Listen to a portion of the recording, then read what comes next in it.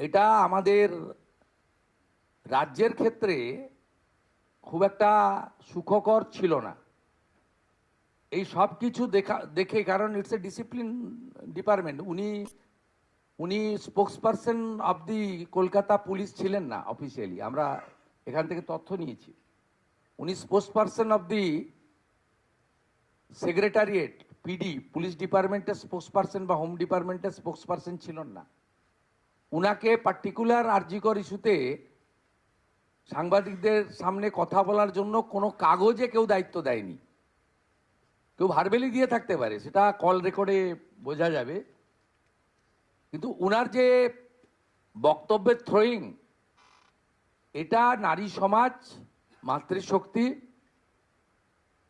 আমরা সবাই তো ভারত পিতা বলি না, ভারত মাতা বলি।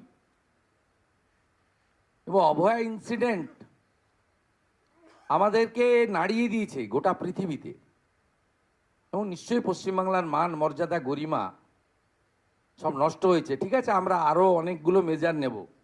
আমরা আজকে 3 জন আইপিএসকে সাসপেন্ড করছি।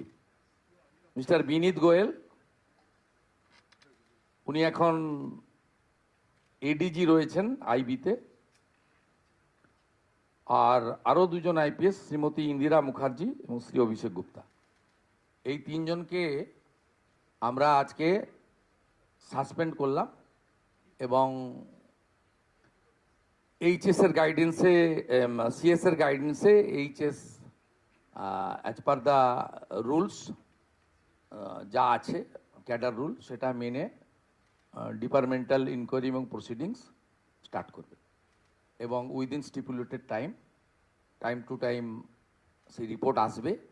যেটা প্রেসকে বলার বলবো, যেটা ডিপার্টমেন্টাল অ্যাকশন নেওয়ার আমরা নেব, এবং যেটা আমাদের যেহেতু ইউনিয়ন ক্যাডার, যেটা আমাদের ইউনিয়ন ক্যাডার, ওনার যে কন্ট্রোলিং অথরিটি, সেখানে জানানোটা আমরা জানাবো।